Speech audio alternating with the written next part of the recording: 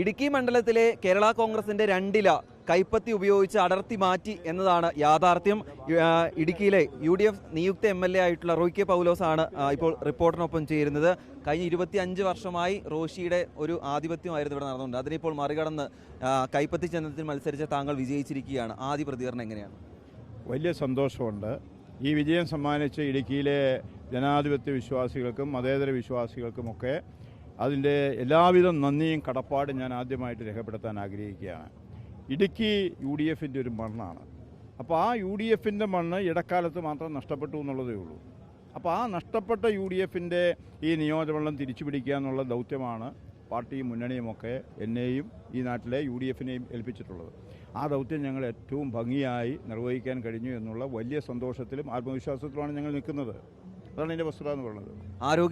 ആരോഗ്യ മേഖല നേരിടുന്ന പ്രതിസന്ധി, അതുകൂടാതെ ഭൂപ്രശ്നങ്ങൾ, അങ്ങനെ നിരവധി പ്രശ്നങ്ങൾ ഇടുക്കി ജില്ല അഭിമുഖീകരിക്കുന്നുണ്ട്. റോയ് കെ പൗലോസ് എന്ന MLAയിൽ നിന്നും ഇടുക്കി പ്രതീക്ഷിക്കുന്ന ആദ്യത്തെ കാര്യങ്ങൾ എന്തായാലും? അല്ല, നിങ്ങൾ ഈ പറഞ്ഞ കാര്യങ്ങളെല്ലാം അതിൻ്റെ അകത്ത് വരും.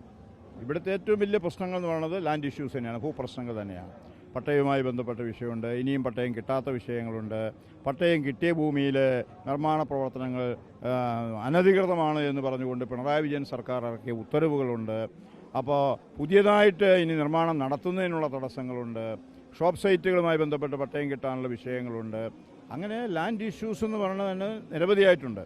അതുപോലെ ജോയിൻറ്റ് വെരിഫിക്കേഷൻ ഇല്ല എന്നുള്ളതിൻ്റെ പേരിൽ കഞ്ഞിക്കുഴി പോലുള്ള പഞ്ചായത്തുകളിൽ പട്ടയം കൊടുക്കാതിരിക്കുന്നുണ്ട്. അങ്ങനെ വ്യത്യസ്തമായ ഒരുപാട് പ്രശ്നങ്ങളുള്ള ഒരു നിയോജകമണ്ഡലമായത്.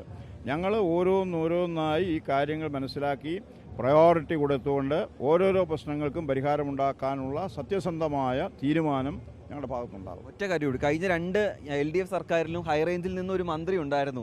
ഇത്തവണ UDF സർക്കാരിൽ വരുമ്പോൾ ഹൈറേഞ്ചിൽ നിന്നും ഞങ്ങൾക്കൊരു മന്ത്രി പ്രതീക്ഷിക്കാമോ? അതൊന്നും ഞങ്ങളുടെ തലത്തിലുള്ള കാര്യങ്ങളല്ല. അതൊന്നും അതൊക്കെ പാർട്ടിയും മുന്നണിയുമൊക്കെ ഈ കാര്യങ്ങളൊക്കെ ആലോചിച്ച് ചെയ്യേണ്ട കാര്യങ്ങളാണ്. അതിനപ്പുറത്തേക്കൊന്നും ഞങ്ങൾ സ്ഥാനാർത്ഥികൾ എന്നുള്ള നിലയിലോ തെരഞ്ഞെടുപ്പ് കഴിഞ്ഞിട്ട് MLAമാരെന്നുള്ള നിലയിലൊന്നും ഞങ്ങളാരും അഭിപ്രായം പറയേണ്ട കാര്യമല്ല.